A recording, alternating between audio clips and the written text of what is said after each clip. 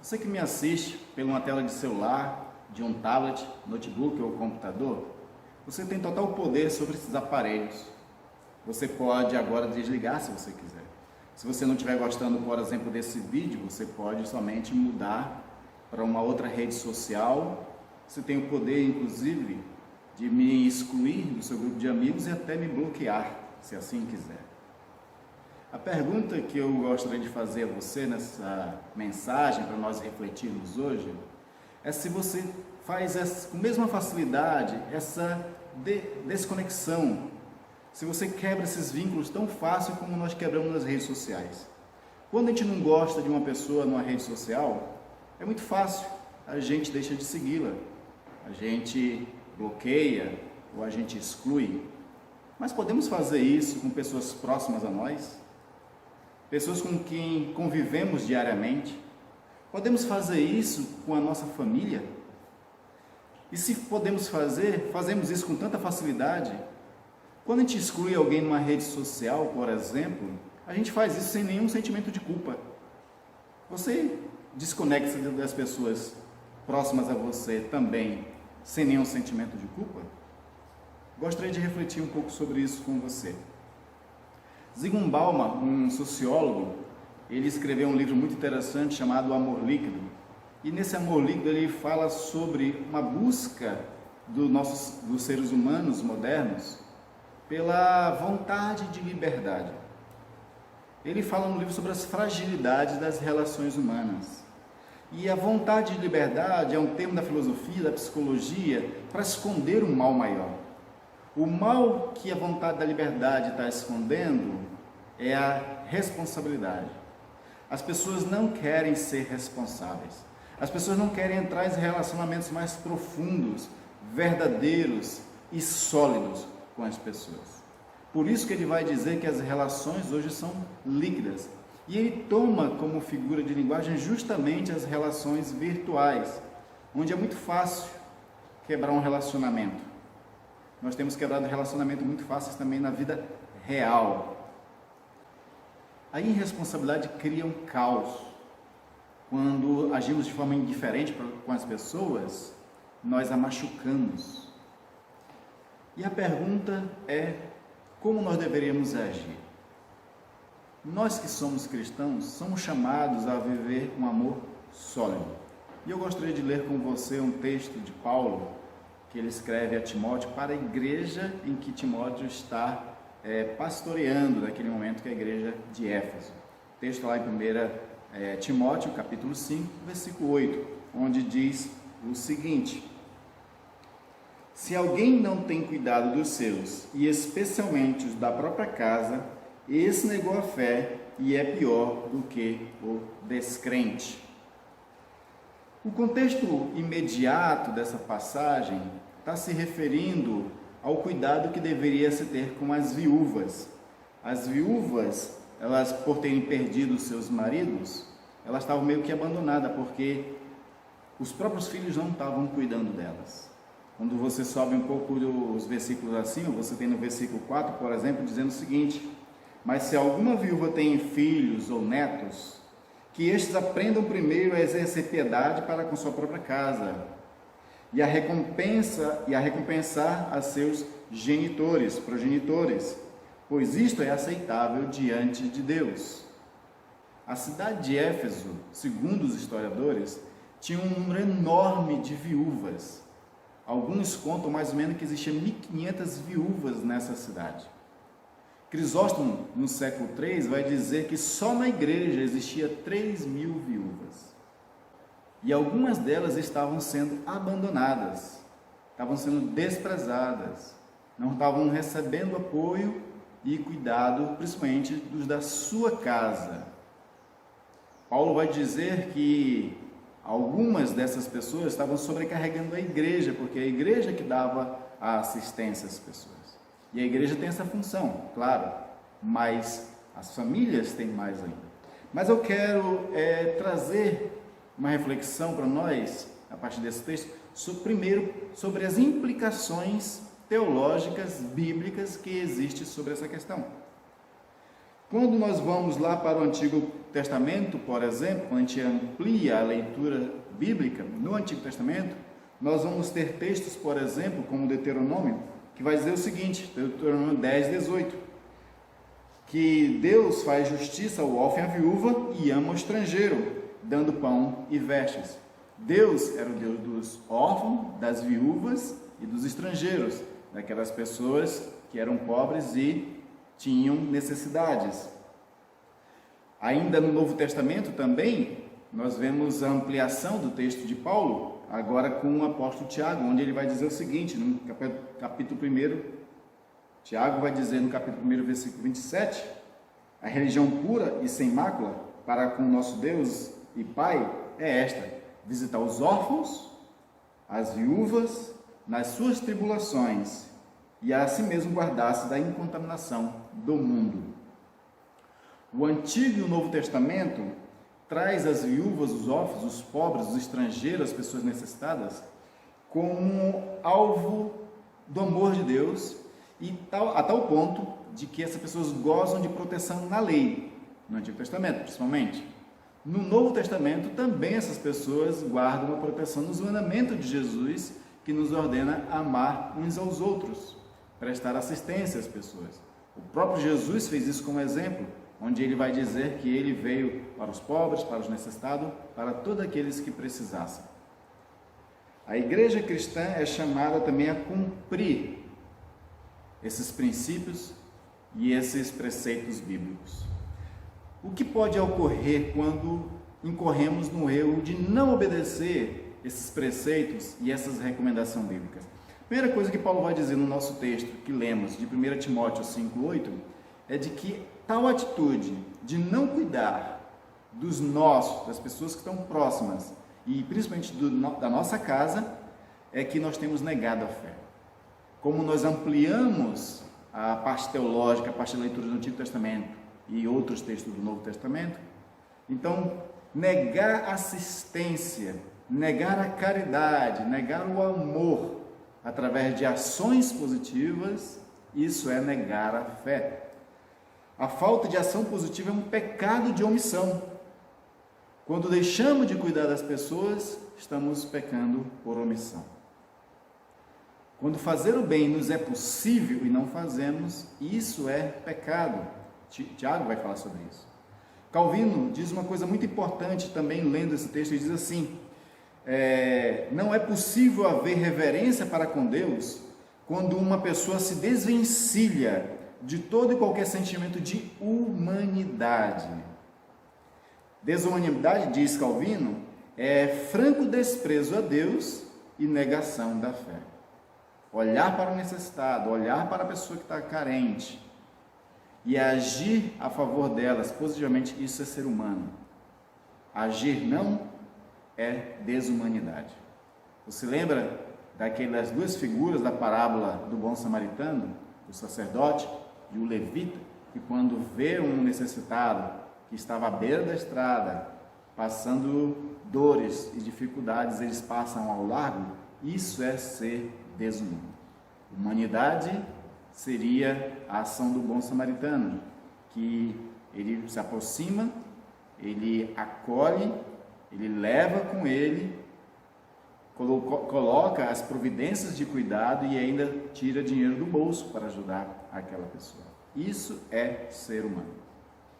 A segunda implicação teológica que nós temos nesse texto é de que aqueles que não cuidam uns dos outros, que não agem assim de forma humana, Paulo vai dizer que é pior do que o incrédulo.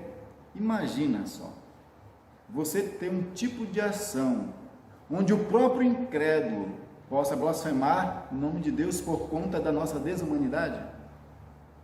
Porque parte da premissa de que o incrédulo, mesmo ele sendo mau, ele tem afeição natural para com os seus e para com aquelas pessoas que sofrem. Mesmo incrédulo, ele age de forma filantrópica e solidária para com as pessoas. Jesus diz uma coisa muito interessante em Mateus 7, versículo 9 e 10, que diz assim, qual dentre vós, homens, que porventura o filho lhe pedir pão, você lhe dará uma pedra? Ou que se lhe pedir um peixe, lhe dará uma cobra. Na sequência diz assim: vós que sois maus, agir bem para com os seus, muito mais Deus vai agir para com vocês, homens de pequena fé. O texto está querendo dizer, Jesus está afirmando, de que até o incrédulo, que sendo mau, ele age de forma benevolente para com os seus, para com seus filhos principalmente. A ideia da indiferença que nós podemos ter para com as pessoas, ela não combina com a fé cristã. Porque o incrédulo, ele que nunca ouviu de Jesus, por exemplo, o mandamento que Jesus deu, lá de João 13:34, onde ele diz: novo mandamento vos dou, que amei-vos uns aos outros, assim como eu vos amei. O incrédulo nunca ouviu esse mandamento. Ele não tem obrigação nenhuma para com Deus ou para com o próximo, porque ele não recebeu uma ordem de amar uns aos outros. Então a gente agir com indiferença é pior do que o incrédulo, porque o incrédulo não age assim. O incrédulo também, ele não leu em Tiago, que diz o seguinte: portanto, aquele que sabe o que deve fazer e não faz, está incorrendo em pecado. Ele não tem esse princípio, essa moralidade, essa ética cristã. Se nós agimos diferente, somos pior do que o incrédulo. E ainda, o incrédulo não conta com a promessa das boas ações que nós, como cristãos, devemos praticar. Paulo diz aos Gálatas, capítulo 6, versículo 9, o seguinte: e não nos cansemos de fazer o bem, porque a seu tempo ceifaremos, se não desfalecermos. Não nos cansemos de fazer o bem, porque a seu tempo ceifaremos. Paulo tinha acabado de dizer, dentro do contexto, que aquilo que o homem semear, isso certamente ceifará. Quando semeamos boas ações, colhemos boas ações. O incrédulo também não tem conhecimento dessa verdade. E assim, nós somos considerados pior do que o incrédulo, se não também atentarmos para todas essas passagens bíblicas. Qual a aplicação desse texto para nós? Deus, ele pergunta a Caim, lá no capítulo 4 de Gênesis: Caim, onde está o teu irmão Abel? Sabe qual foi a resposta de Caim para Deus? Ele diz assim: não sei, acaso sou responsável pelo meu irmão? Esse momento em que nós vivemos exige de nós responsabilidade para com os nossos irmãos. Não podemos ser indiferentes, maldosos como Caim. Não podemos faltar com a caridade. Não podemos fechar os olhos aos nossos irmãos, às pessoas que precisam. Em vez de indiferença, em vez de exploração, em vez de desprezo, nós temos que honrar as pessoas, ser auxílio para as pessoas, alimentar as pessoas, atender às suas necessidades, estendendo a mão. Por que eu quero falar sobre isso nessa nossa reflexão? Porque nós estamos vivendo um momento que está apontando para uma crise econômica. Muitas igrejas, muitas pessoas estão preocupadas. Muitos gostariam já de sair de suas casas para voltar às suas atividades no comércio, quem tem comércio pequeno, os profissionais autônomos, profissionais liberais. Se eles não trabalham, eles não recebem.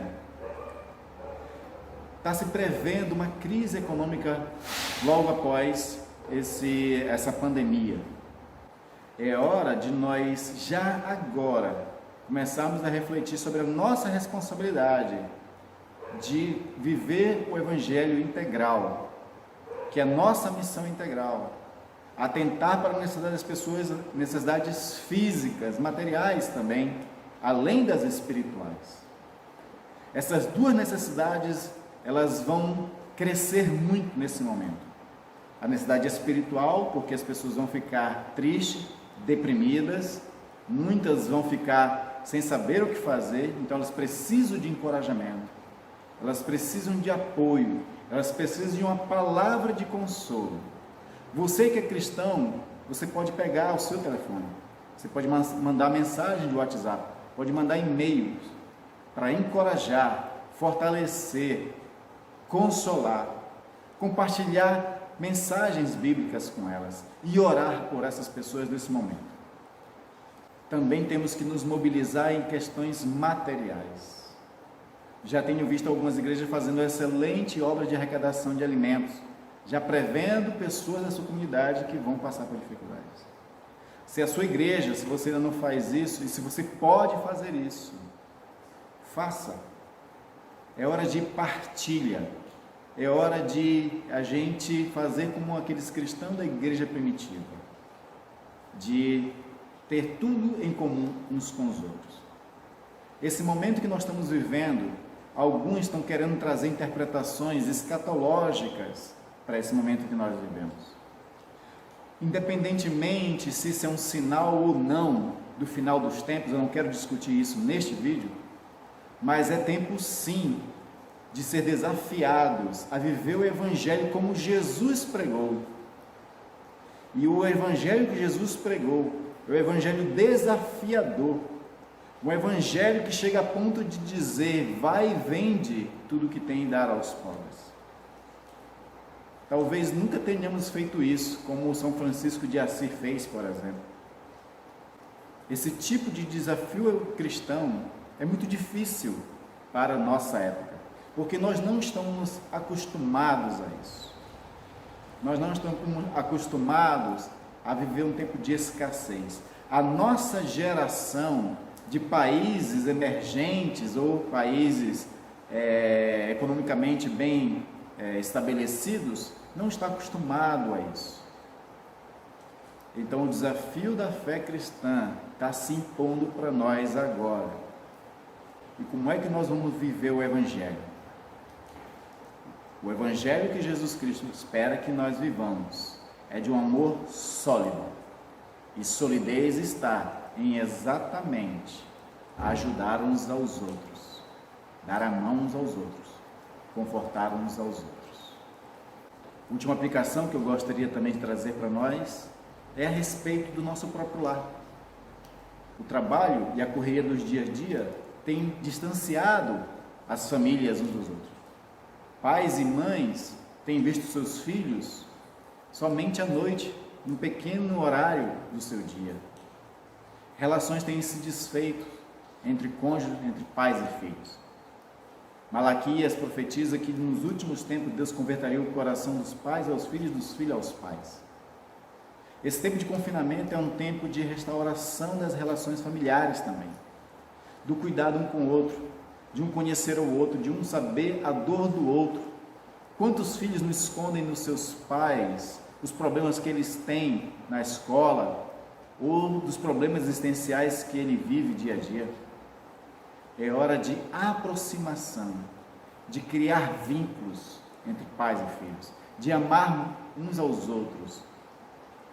É tempo de conversa, de sentar junto à mesa. É tempo de a família adorar a Deus junto. Então dedique esse tempo de confinamento a fortalecer os vínculos familiares, de solidificar, para que o amor dentro de casa também seja sólido. Oremos. Pai amado, Pai querido, Tu tens nos desafiado, Senhor, nesses últimos dias, a rever, Senhor, a nossa forma de viver a fé cristã. É hora, Senhor, de deixar de olhar somente para nós mesmos, sermos altruístas. É tempo, Senhor, de não buscar nossos próprios interesses, mas também daquelas pessoas que estão próximas a nós e dos necessitados. São desafios, ó Deus, que nós vivemos. O Evangelho, Senhor, precisa ser vivido de forma integral agora em nossas vidas. Se a nossa espiritualidade estava confinada, Senhor, aos domingos no templo, Tu tens nos desafiado a viver o Evangelho em casa, a viver os nossos cultos domésticos, mas também tem desafiado-nos, ó Deus, no momento que pode haver uma grande crise econômica, de assim como a igreja, Senhor, lá da época dos apóstolos, começar a levantar ofertas para ajudar os irmãos de Jerusalém que passam fome. Nos ajuda, Senhor, na força, no poder do Espírito Santo, a viver esse evangelho que tu pede de nós, onde o amor, Senhor, se amplia para todas as dimensões. Pedimos, ó Pai, que o Espírito Santo esteja conosco.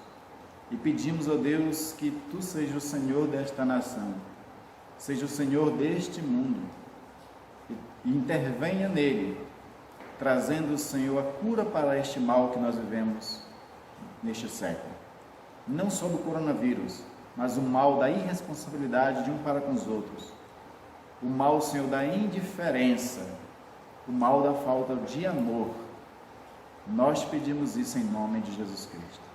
E nos abençoa, Senhor, com a graça do nosso Senhor e Salvador Jesus Cristo, com o teu amor que venha sobre nós sempre, com as forças e consolação do Espírito Santo, em nome de Jesus Cristo, nosso Senhor. Amém. Amém. Fiquem na graça e na paz de nosso Deus. Durante a semana, se reúna mais com a sua família, leia mais a Bíblia, ore uns com os outros. E esteja também dobrando o joelho por toda a nação, para que Deus faça com que esse mal acabe logo e nós possamos sair deste mal fortalecidos na fé, nos vínculos e também na responsabilidade de um para com os outros. Deus os abençoe e ótima semana.